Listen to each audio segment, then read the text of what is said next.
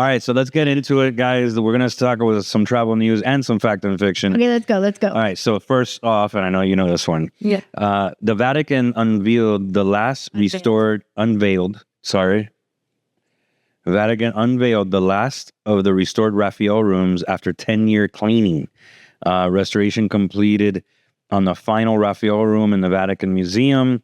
It took a decade to restore all these priceless artworks. On walls, just so you know, they're painted walls in the Vatican. Yeah, so now you can see all 4 of the Raphael rooms in their full glory after a decade long of cleaning them. Can I just say something? You could say many things. It's a podcast. I book Italy the most, and because I've been to Vatican, I can't even tell you how many times I've been to the Vatican.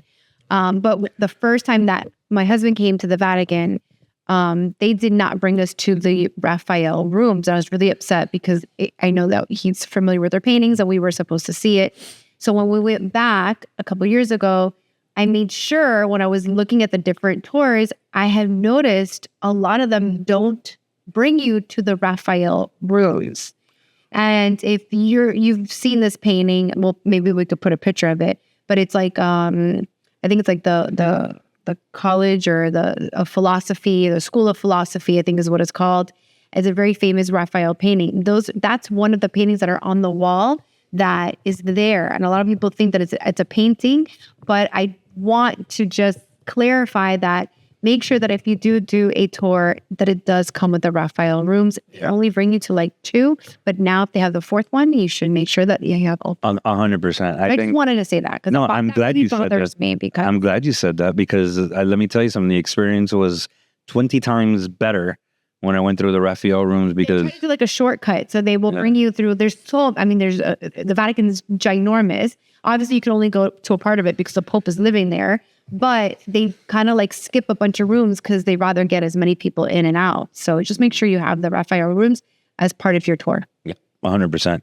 Well, that brings us to our first fact or fiction, which I know you're going to get this right because you're an art teacher. The Louvre, fact or fiction, the Louvre has the world's largest art collection. No. You're absolutely correct. The Vatican, which you just spoke about, owns the world's largest art collection with over 70,000 works of art, including pieces by Raphael, Michelangelo, and Da Vinci. Many works are stored in vaults unseen by the public. Yes. So, I will tell you this. There's even when you're going into right before you get to the Raphael rooms and to the Sistine Chapel, there's a whole room. There's even Picasso's. There's Salvador Dali's.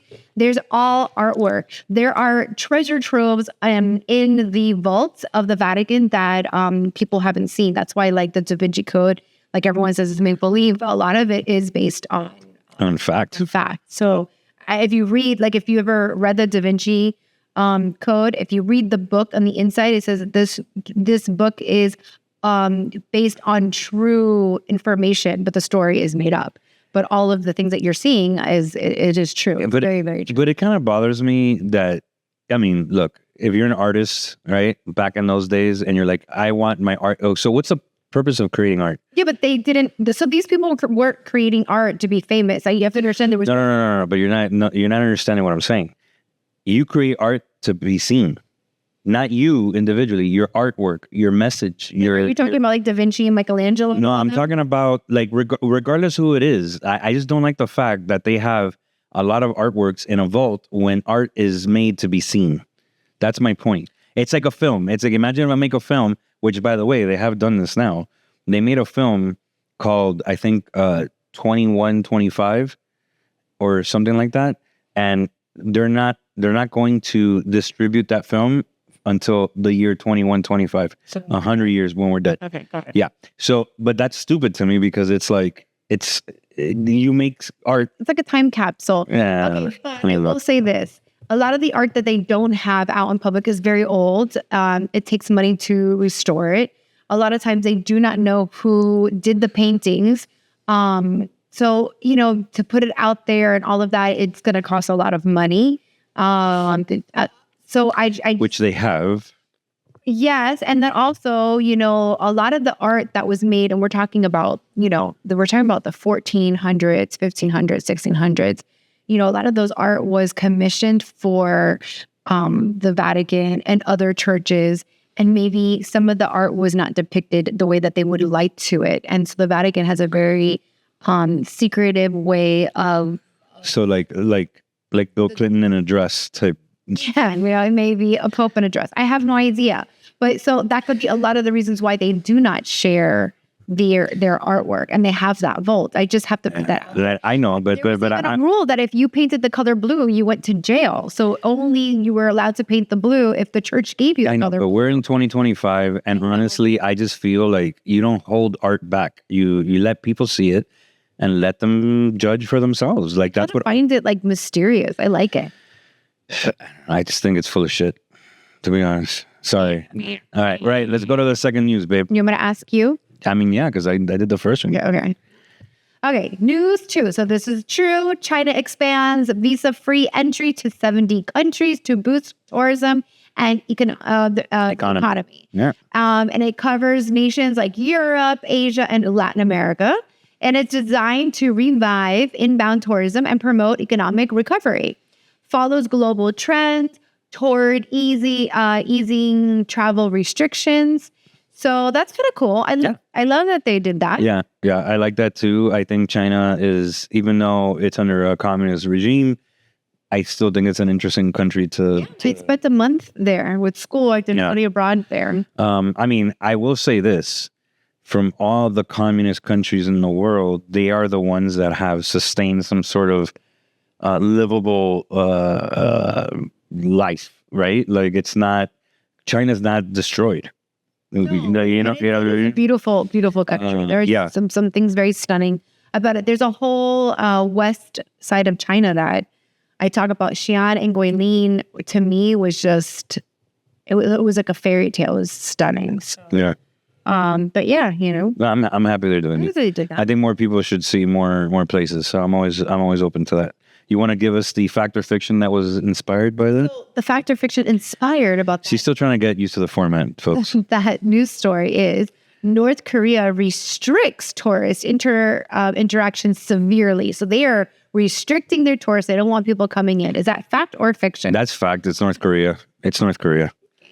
Yeah. So, what I did read was that all tourists must book through an approved agency, and they have constant supervision by guides. No independent exploration is allowed. That's amazing. Can't wait to go. Yeah. Well, I'm not going. We are going to South Korea next summer. And it looks like that's we're going to the one that without, border, like communism and so we're good with that. All right. So there's our news topic, and a third one. Disney World's new Pirates of the Caribbean attraction goes viral and is already tough to book. Enhanced ride experience blends animatronics, live actors, and immersive effects. Is it here in Orlando or California? Well, it's Disney World, so that means Orlando. Yeah. I didn't know. I missed the memo. At Disney World's Orlando, Disneyland is California. Okay. So, so that's pretty cool. I didn't know any of this. So this is pretty cool. So they're gonna follow the Disney news. Well, I mean, it's news. So, so basically, they're going to have very famous for the animatronics, but now they're going to add actors in it, which is pretty cool. And then they're going to have some sort of like, I guess virtual or digital type of immersive effects, which I think is pretty kick-ass. So I'm going to give you the fact or fiction, and I think you might or might not get this one. Pirates of the Caribbean is the most written ride ever in Disney World. Oh, in Disney World in Orlando. Well, most written ride ever in any amusement park. Oh, no, I'm going to say fiction. No, I don't believe that.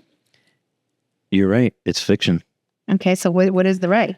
It's a Small World. I can totally see that, yeah. It's a Small World. It has 50 million riders yearly. Yeah, more than any other attraction worldwide. Think about that. That's crazy. It's a Small World. It does hit every culture if you've ever been in it. Yeah. I mean, it's a small. I mean, if you're like woke or whatever, or you're sensitive, like it's very stereotypical. because it was open in 1966. Yeah, I mean, I guess So like in China, like they do that. No, but they sing it in their language. I don't know if that's like that. That's good. That's awesome. no, but like the cartoon. I know they do look like they have. Yeah, maybe I don't know. Maybe, No. you may open up a can of worms. Yeah, maybe. But we're at next segment.